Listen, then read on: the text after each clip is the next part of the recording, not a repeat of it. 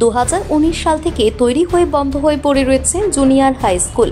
আর সেই সুযোগে স্কুল এখন মাতালদের আড়কারা হয়ে উঠেছে। স্কুল চত্বরে ছড়িয়ে ছিটিয়ে পড়ে রয়েছে মদের বোতল এবং গ্লাস।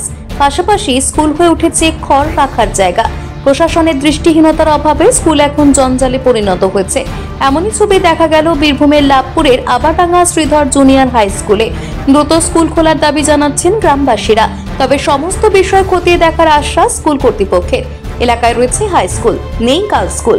তার কারণে গ্রামবাসীরা 2015 সালে গার্লস স্কুল করার উদ্যোগ নেন গ্রামবাসীরা।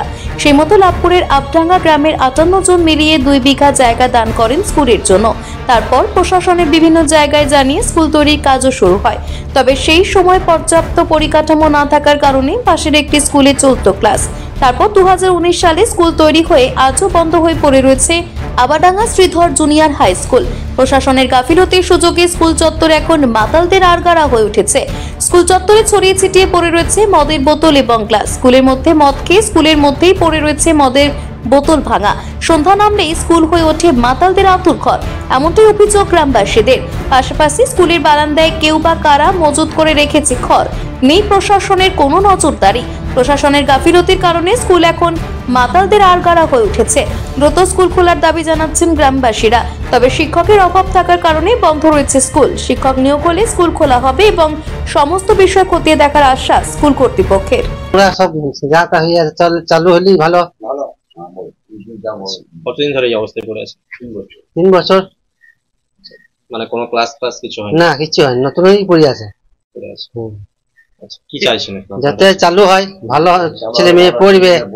হ্যাঁ, সেই জন্য সব নোংরা হয়ে গেছে। বন্ধ হয়ে থাকলে তো চালু হইলে তো ভালো।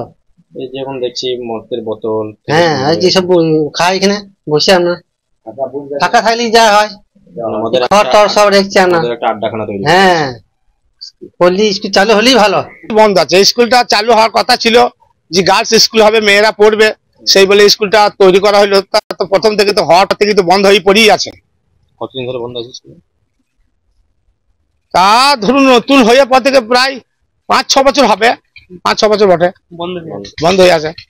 কি কারণ সেটা বলতে পারবো না, কি কারণে বন্ধ হয়ে আছে সেটা বলতে পারবো না। এ চালু করবে কিনা, কি করবে না করবে কি সেটা বলতে পারবো না। তবে চালু স্কুল তো গার্লস স্কুল হবার কথা ছিল, সেই জন্য তৈরি করলে তারপরে হওয়ার সঙ্গে সঙ্গে তৈরি হয়ে পড়েই আছে। আপনারা প্রচুর নোংরা পায়খানা, ছাগল গরু, ধান খ্যার অমুক তমুক এইসব রাখছে লোকে। দেখা যাচ্ছে মদের বোতল পর্যন্ত। মদের বোতল, এই তো ক্যান্টিন এখানে, সে তো হবেই। ফাঁকা পড়ে থাকলে সে তো সব ভিতরের বাস হবেই, ঘর ফাঁকা পড়ে থাকলে। হ্যাঁ, এগুলো বন্ধ হয়েছে, ঝরঝরে করে ভালো করে স্কুল চালু হোক, সুন্দর হবে, ভালো হবে, খুব ভালো হবে। হলো আমরা জানতে পারছি না।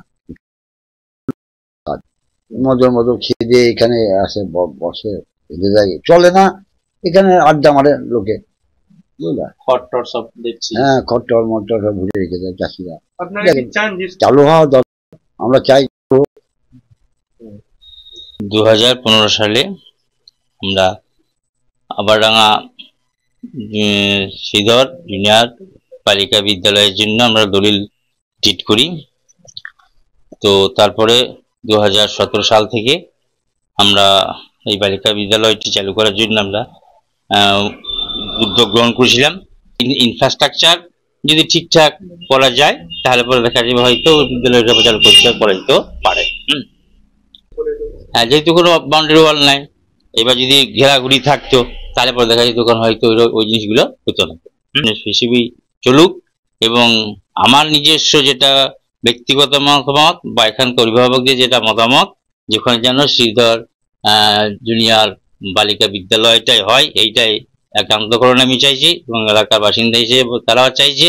যেহেতু এখানে আবার এই ঝাড়খণ্ড অঞ্চলের মধ্যে 3টে বয়েজ স্কুল আছে, একটা গার্লস স্কুল অবশ্যই রয়েছে। খবর আমার কাছে ছিল না। আপনি যেটা বললেন, আসলে স্কুলটা বন্ধ থাকার কারণে ওখানে হয়তো বাইরের লোকজন আসছে। হ্যাঁ, তবে আমি অবশ্যই আমি উদ্যান কর্তৃপক্ষকে জানাবো এবং আমরা ব্যবস্থা নেব যেন ওই স্কুলের আশেপাশে কোনো নোংরা না থাকে। এবং আশা করছি স্কুলটা অনেকদিন বন্ধ আছে শিক্ষকের অপতুলতার কারণে। তো আশা করছি এবছর যা শুনছি, এবছর যে রিক্রুটমেন্টটা হচ্ছে জুনিয়র হাই, সেখান থেকে আমরা পার্মানেন্ট টিচার ওই স্কুলের জন্য পাবো, এবং পার্মানেন্ট টিচার পেলে স্কুলটা শুরু হবে। ভালোভাবে আগে চলতো, মাঝে টিচারের অপতুলতার কারণে স্কুলটা বন্ধ হয়ে গিয়েছিল। তা পার্মানেন্ট টিচার পেলে স্কুলটা আবার রানিং হয়ে যাবে। রানিং হয়ে গেলে আশা করি এই যে প্রবলেমগুলো বলছেন যে কোনো নোংরা থাকা বা কিছু, এইগুলো আশা করা যায় স্কুল রানিং হয়ে গেলে এগুলো আর থাকবে না। রামপুর থেকে ইকবাল হোসেনের রিপোর্ট, টিভি নিউজ 10। সুলভে সঠিক চিকিৎসার একমাত্র প্রতিষ্ঠান বিবেকানন্দ হসপিটাল। 24 ঘন্টা emergency service, blood bank, trauma care. আপনাদের সেবায় আমরা তৎপর। গুণমান ও পরিষেবায় দুর্গাপুর বিধাননগরের ডক্টর জাকির হোসেন এভিনিউর বিবেকানন্দ হসপিটাল শিল্পাঞ্চলের মানুষের মন জয় করেছে।